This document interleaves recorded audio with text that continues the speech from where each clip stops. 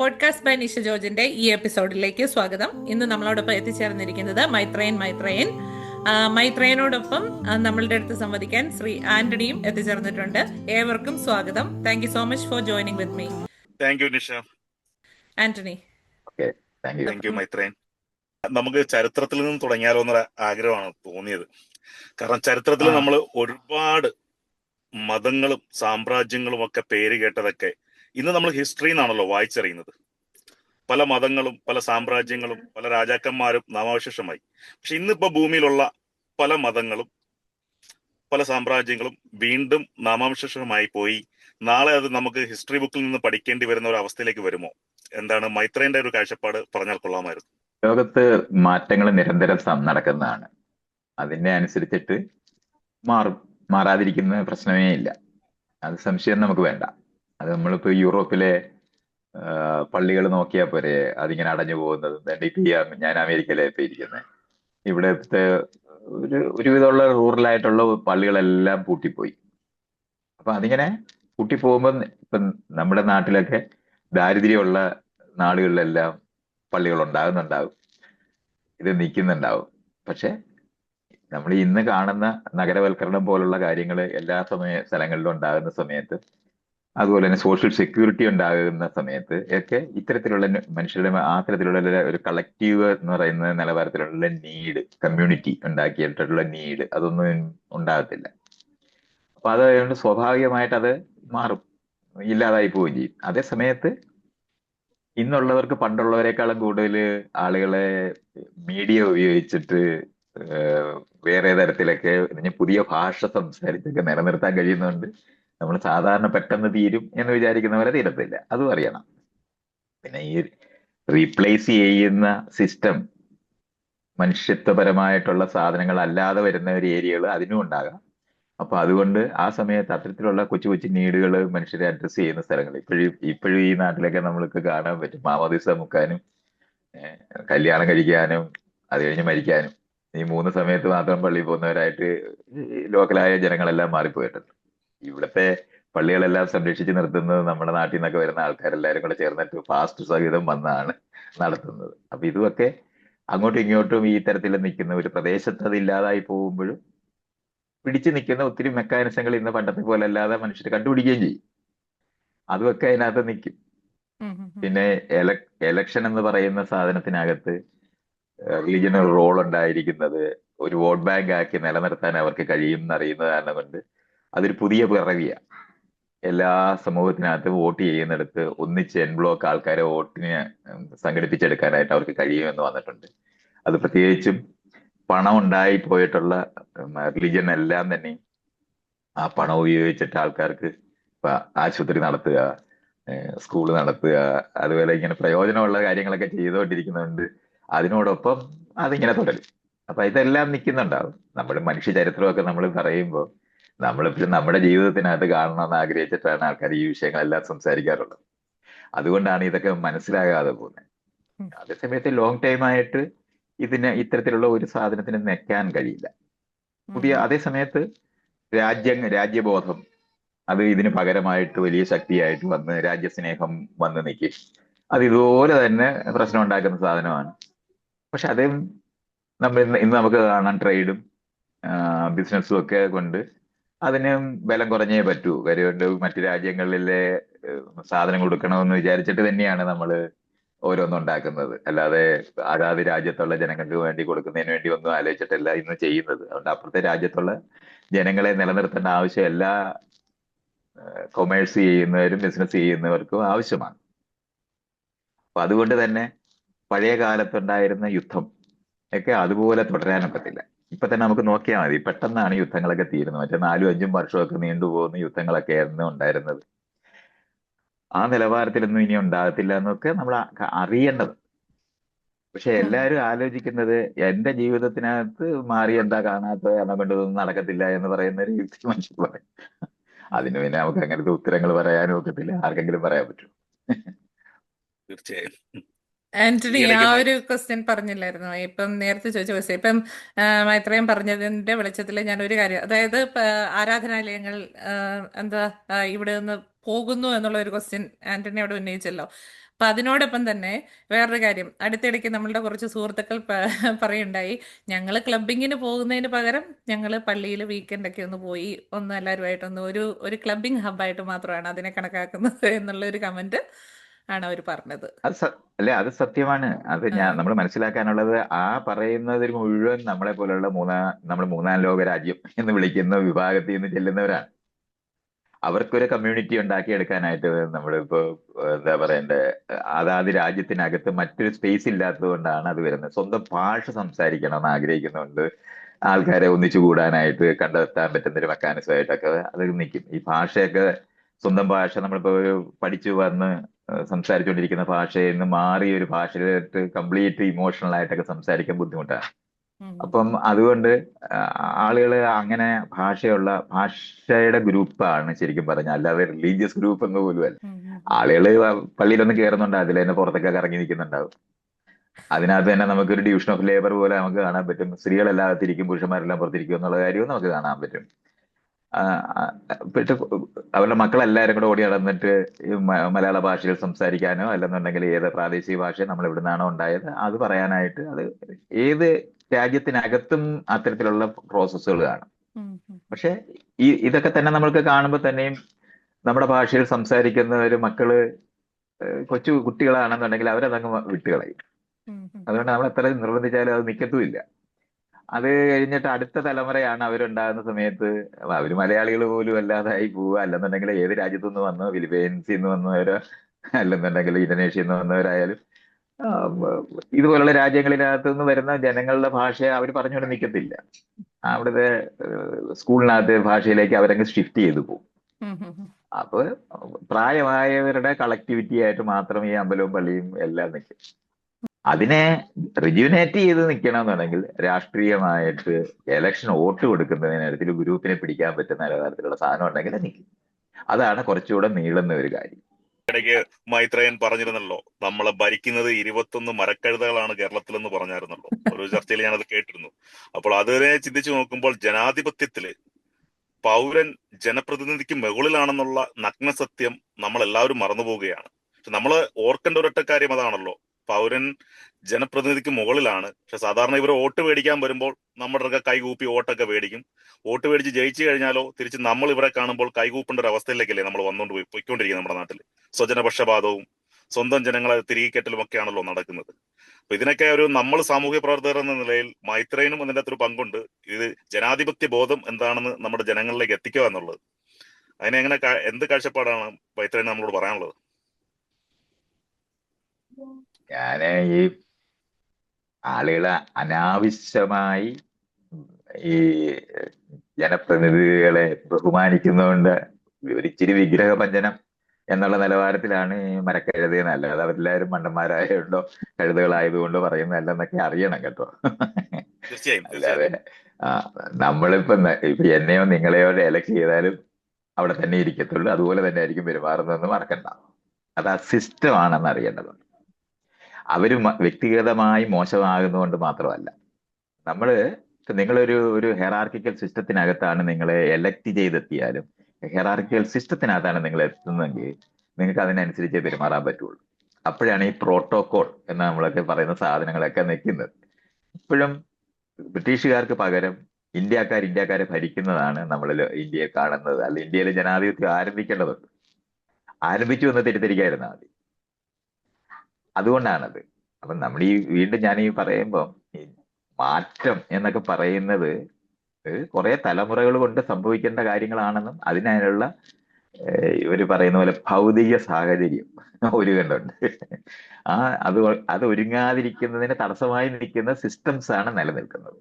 ഇപ്പം വൈസ്രോയി ഇരുന്ന അതേ കെട്ടിടത്തില് ആണ് ഈ പ്രസിഡന്റ് ഇരിക്കുന്നത്. പ്രൈം മിനിസ്റ്റർ ഇരിക്കുന്നത് അവിടുത്തെ രാജാവും രാജ്ഞിയൊക്കെ ഭരിച്ചിരുന്ന സ്ഥലത്തെ കയറിയാണ് ഇരിക്കുന്നത്. ചീഫ് മിനിസ്റ്റർമാരിയ്ക്കുന്ന മുഴുവനും രാജകൊട്ടാരങ്ങളിലാണ് ഇരിക്കുന്നത്. സെക്രട്ടേറിയറ്റ് എന്ന് പറയുന്ന രാജാവിന് വേണ്ടി ഉണ്ടാക്കിയിരിക്കുന്ന സിസ്റ്റമാണെന്ന് നമ്മൾ അറിയേണ്ടത്. ആ സിസ്റ്റത്തിനകത്ത് കയറിയിട്ട് നിങ്ങൾക്ക് ജനാധിപത്യം പ്രാക്ടീസ് ചെയ്യാൻ പറ്റത്തില്ല. അത് നമ്മുടെ ആരുടെയെങ്കിലും ഒരു കുറ്റം കൊണ്ട്, ആ ചെന്നവരുടെ കുറ്റം കൊണ്ടല്ലേ. നിങ്ങൾ ഇരിക്കുന്നത് വലിയ കസേര, വലിയ മേശ, വലിയ മുറി എന്തിനാണെന്ന് ചോദിച്ചാൽ ചെല്ലുന്ന ആൾക്കാരെ കൊച്ചാക്കാൻ വേണ്ടി ഉണ്ടാക്കിയിട്ടുള്ളതാണ് അതിനാണ് കൊട്ടാരമൊക്കെ വലുതാക്കി ഉണ്ടാക്കുന്നത്. നമ്മൾ ചെറുതാണെന്ന് അനുഭവിക്കാൻ, സിംഹാസനത്തിൽ ഇരിക്കുന്നതിനാണ്. ഇതേ സിംഹാസനത്തിൽ നമ്മൾ ആര് കയറിയിരുന്നാലും ജനാധിപത്യം ആകത്തില്ല. അത്രയാണ് അറിയേണ്ടത്. അപ്പൊ അതേപോലെ തന്നെയാണ് ബ്രിട്ടീഷുകാർക്കോ അല്ലെങ്കിൽ രാജാവിനോ വേണ്ടി ഭരിക്കാൻ, അത് തന്നെ മനസ്സിലാക്കണം. ഭരിക്കാൻ വേണ്ടി ഉണ്ടാക്കിയ സിസ്റ്റമാണ് അത് മുഴുവൻ.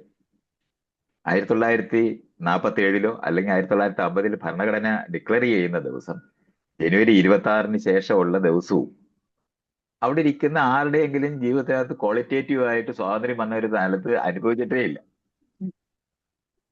കോടതിയിലിരിക്കുന്ന ജഡ്ജിയോ അതിനകത്ത് വരുന്ന ഒരു ലോ ചെയ്യുന്ന ലോയ്ക്ക് വേണ്ടി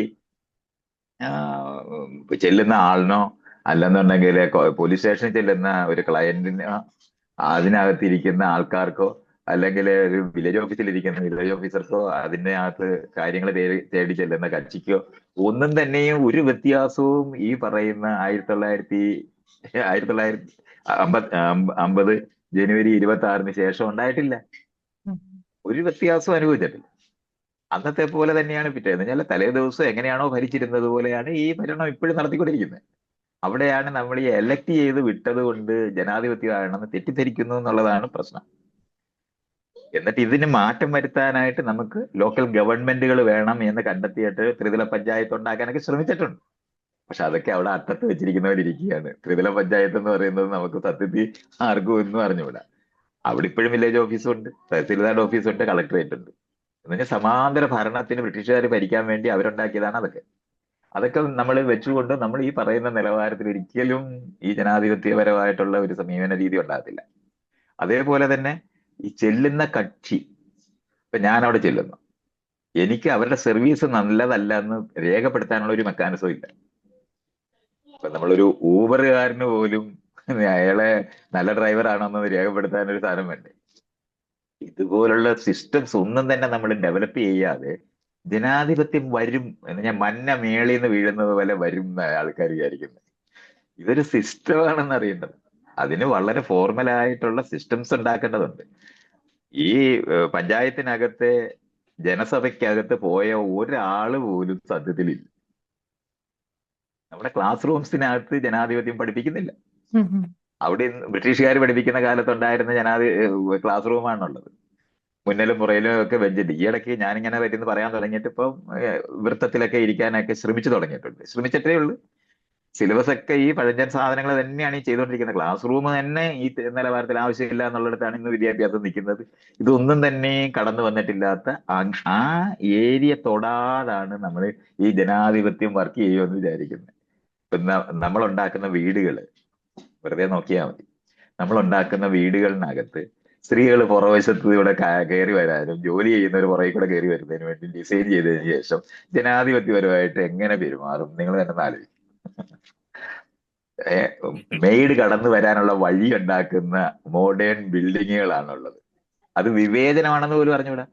വിവേചനം എവിടെയാണെന്ന് വെച്ചാൽ സൗത്ത് ആഫ്രിക്കയിലാണ്, അമേരിക്കയിലുണ്ട്. അവിടെ വെള്ളക്കാർക്ക് ഒരു വഴി, മറ്റവർക്ക്. പക്ഷെ നമ്മുടെ നാട്ടിൽ ഇതൊക്കെ ചെയ്തുകൊണ്ടിരിക്കുമ്പോഴും നമുക്ക് അറിഞ്ഞൂടാ നമ്മൾ വിവേചനമാണ് ചെയ്യുന്നത് പോലും അറിഞ്ഞൂടാ. ഇതുപോലെ അറിയേണ്ടതുണ്ട്. ഡിസൈനിനകത്ത് എങ്ങനെയാണ് അത് നമ്മുടെ വീട് തൊട്ട് സെക്രട്ടേറിയറ്റ് വരെയുള്ള എല്ലാ സ്ഥാപനവും വിവേചനത്തിന് വേണ്ടി, ഹെറാർക്കിക്ക് വേണ്ടി നിർമ്മിച്ചതാണെന്ന് അറിഞ്ഞുകൊണ്ട് വേണം നമ്മൾ ഈ വിഷയങ്ങളിനകത്ത് സമീപിക്കാൻ. അപ്പൊ അത് അഴിക്കേണ്ടതുണ്ട്. അതിനുവേണ്ടി ചെയ്യേണ്ട പുതിയ രീതിയിലുള്ള സംവിധാനങ്ങൾ ഡെവലപ്പ് ചെയ്യേണ്ടതുണ്ട്. അല്ലാതെ എലക്ട് ചെയ്യുന്നത് കാരണം കൊണ്ടൊന്നും ജനാധിപത്യം വരത്തില്ല. വോട്ട് ചെയ്യേണ്ടത് ആർക്കാണെന്ന് ഏറ്റവും നല്ല രസമുണ്ട്. സ്കൂളിൽ രാഷ്ട്രീയം പാടില്ല, കോളേജിൽ രാഷ്ട്രീയം പാടില്ല, 18ാമത്തെ വയസ്സിൽ വോട്ട് കൊടുക്കണം. എങ്ങനെ കൊടുക്കും? അതാണ് അതിന്റെ തമാശ എന്ന് പറയുന്നത്. അപ്പൊ ഈ ക്ലാസ് റൂം മാറേണ്ടതുണ്ട്. അവിടെ ഭരണഘടന പഠിപ്പിക്കേണ്ടതുണ്ട്. അവിടെ എങ്ങനെയാണ് നമ്മൾ രൂപപ്പെട്ടു വരുന്നതെന്ന് പഠിക്കേണ്ടതുണ്ട്. നമ്മൾ ഉത്തരവാദിത്തപ്പെട്ട പൗരരായി മാറേണ്ട കാര്യം പഠിപ്പിക്കേണ്ടത്. ഇതൊന്നും ഇതുവരെ ആലോചിച്ചിട്ട് പോലും ഇല്ല. എന്നിട്ട് നമ്മൾ വിചാരിക്കുന്നത് ആളുകൾ ജനാധിപത്യപരമായിട്ട് വോട്ട് ചെയ്യുമെന്നാണ്. എങ്ങനെ വോട്ട് ചെയ്യും? അതുകൊണ്ടാണ് ഈ സിനിമയ്ക്കകത്ത് അഭിനയിക്കുന്നവരൊക്കെ വോട്ട് ചെയ്യുന്നത്. കാരണം പ്രസിദ്ധരാകുന്ന ആൾക്കാർക്ക് വോട്ട് ചെയ്തു പോകും.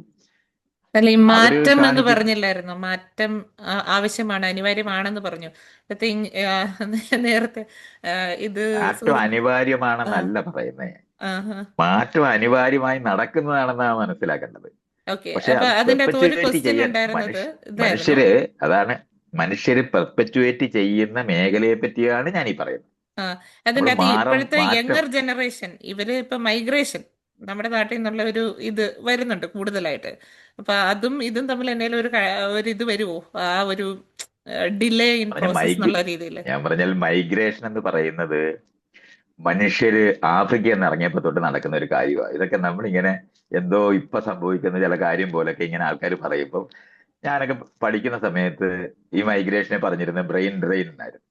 ഉം, ഉം, ഉം, ഇവിടെ പഠിക്കുന്നവർ മുഴുവൻ ഇപ്പൊ നിങ്ങൾ അവിടെ ഓസ്ട്രേലിയയിൽ ഇരുന്നിട്ട് അല്ലേ എന്നോട് സംസാരിച്ചോണ്ടിരിക്കുന്നത്. ഉം, അതിനെയാണ് ബ്രെയിൻ ഡ്രെയിൻ എന്ന് പറയുന്നത്. എന്റെ ചേട്ടനും എന്റെ അനിയത്തിയും ഓസ്ട്രേലിയയിൽ ഇരിപ്പുണ്ട്.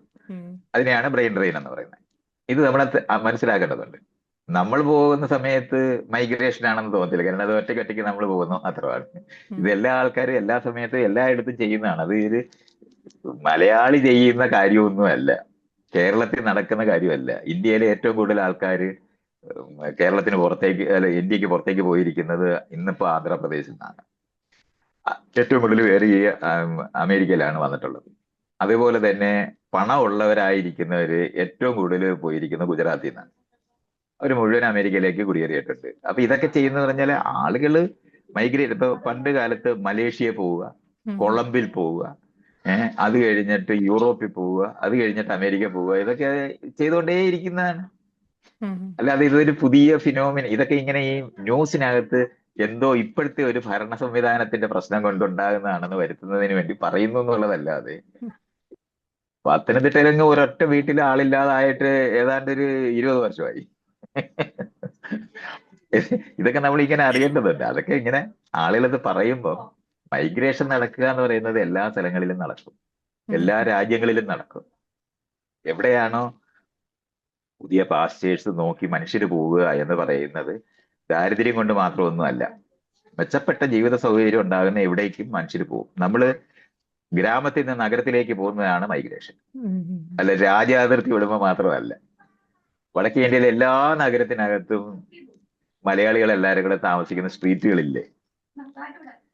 ഇതൊക്കെ നമ്മളിങ്ങനെ മനസ്സിലാക്കണം. ഷോർട്ട് ഹാൻഡും ടൈപ്പ് റൈറ്റിംഗും പഠിച്ചവരായിരുന്നു ആദ്യം പോയത്. അത് കഴിഞ്ഞ് എയർ കണ്ടീഷനിങ്ങും അതുപോലുള്ള മെക്കാനിസങ്ങൾ പഠിച്ചവർ മുഴുവനും കൂടെ പോയി. ഇത് വിദ്യാഭ്യാസമാണ് നിങ്ങൾ കൊടുക്കുന്നതെങ്കിൽ സ്വാഭാവികമായിട്ടും അതിന്റെ പാസ്റ്റേഴ്സ് അന്വേഷിച്ചു പോകും. അത്രേ ഉള്ളൂ. അല്ലാതെ ഇതൊരു പുതിയ സംഭവമൊന്നുമല്ല. പക്ഷെ അത് അങ്ങനെ അവതരിപ്പിച്ചൊക്കെ ചർച്ച ചെയ്യുമ്പോൾ നമുക്ക് തോന്നുന്നത് ഭയങ്കര സംഭവമാണ്, ഇപ്പോ വന്ന് മനുഷ്യരെല്ലാരും പോകുന്നത്. നമ്മുടെ വീടുകളിനകത്ത് കുട്ടികളുടെ നമ്പർ കുറഞ്ഞു എന്നുള്ളതാണ് യഥാർത്ഥത്തിൽ ഉണ്ടായിട്ടുള്ളത്. അപ്പൊ എന്താ വെച്ചാൽ 2 പേരേ ഉള്ളൂ. ആ 2 പേരും അങ്ങ് പോകുമ്പോൾ പിന്നെ ഇവർ വെള്ളത്തിലായി. ഇത് എല്ലാ വികസിച്ച സമൂഹത്തിനകത്തും ഉള്ളതാണ്. മക്കള് അമ്മയച്ഛനെയും കളഞ്ഞിട്ട് പോവുകയല്ല അവർ ചെയ്യുന്നത്. കുട്ടികൾ പഠിക്കുന്നത് ആ പഠിക്കുന്ന ജോലി മേടിക്കാൻ പോകുമ്പോൾ വീട്ടിൽ താമസിച്ച് ചെയ്യാനൊക്കാത്ത പണികളാണതല്ല. കുട്ടികൾ വീട്ടിൽ ഇരിക്കണമെന്നുണ്ടെങ്കിൽ സ്കൂളിൽ വിട്ടുവിടാം. അതുകൊണ്ടാണ് നമ്മൾ മനസ്സിലാക്കുന്നത്. കൃഷിക്കാരുടെ യുക്തിക്കകത്ത് നിന്നുകൊണ്ട് നമ്മൾ സംസാരിക്കുന്നതുകൊണ്ടാണ് പുതിയ സംവിധാനങ്ങൾ ഉണ്ടാക്കി ഈ അമ്മയച്ഛന്മാരും ഒക്കെ വേറെ രീതിയിൽ ജീവിക്കുന്നതിന് പഠിപ്പിക്കുന്നതിന് പകരം അമ്മയച്ഛന്മാരെയും മക്കൾ നോക്കുമെന്ന് പറഞ്ഞ് പണ്ട് തൊട്ട് പഠിപ്പിക്കുന്ന ഈ കൃഷിക്കാരാണെങ്കിൽ അവർ തന്നെ അവരുടെ കാര്യം തന്നെയാണ് മക്കളെ പഠിപ്പിച്ചിരുന്നത്. അവരുടെ സ്വത്തിൽ തന്നെയായിരുന്നു പണിയെടുത്തിരുന്നത്. മക്കളെ സ്കൂളിൽ വിട്ടിട്ട് എഞ്ചിനീയറിംഗ് പഠിച്ചിട്ട് അല്ലെങ്കിൽ ഡോക്ടറായിട്ടോ അല്ലെങ്കിൽ ഒരു വക്കീലായിട്ടോ അവരെങ്ങനെ വീട്ടിൽ പ്രാക്ടീസ് ചെയ്യൂ? ഇതൊക്കെ ആൾക്കാർക്ക് ഒരു ഐഡിയ ഇല്ലാതെ പറയുന്നെന്നുള്ളതേ ഉള്ളൂ. ഈ ഷിഫ്റ്റ് ഭൂമി മുഴുവനും ഉള്ളതാണെന്ന് അറിയേണ്ടതുണ്ട്. നഗരവൽക്കരണം വരിക, വ്യവസായം വരിക, വീടിന് കൃഷി കുടുംബങ്ങൾ തകർന്നു പോകും. അതൊന്നും ആർക്കും പരിഹരിക്കാനും നിൽക്കുന്ന സ്ഥലമൊന്നുമല്ല. അല്ലാതെ അതൊന്നും കേരളത്തിനകത്തോ അല്ലെന്നുണ്ടെങ്കിൽ ഇന്ത്യയിലോ മാത്രം സംഭവിക്കുന്നതോ ആണെന്നൊക്കെ പറയുന്ന നിലവാരത്തിലൊക്കെ ചർച്ച ചെയ്യുന്നതൊക്കെ അത് വെറുതെ ഇപ്പൊ ഇരിക്കുന്ന ഭരണ സംവിധാനങ്ങളെ അവരുടെ കുഴപ്പം കൊണ്ടാണ് ഈ ആളുകൾ ഓടിപ്പോകുന്നത് പറയാൻ വേണ്ടി പറയുന്നു എന്നുള്ളതല്ല. അതൊന്നും അല്ല കാരണങ്ങൾ. ജപ്പാനിൽ ആള് കുറഞ്ഞത് ഇവിടുത്തെ ഇടതുപക്ഷ ഗവൺമെന്റ് ഭരിച്ചിട്ടാണ്. പിന്നെ ഇനി ഞാൻ പറയുന്ന കാര്യം പുതിയ കാര്യമാണ്. ഇത് ആദ്യം ആരും പറഞ്ഞിട്ടുണ്ടാകത്തില്ല. ഞാൻ തന്നെ ആയിരിക്കും പറഞ്ഞിട്ടുള്ളത് എന്ന് പറയാൻ പറ്റുന്നൊരു സാധനമുണ്ട്. അതെന്ന് പറയുന്നത് ഇൻഫിനിറ്റ് ആയിട്ടുള്ള സാധ്യതയുള്ള ഒരു പ്രപഞ്ചമാണ്.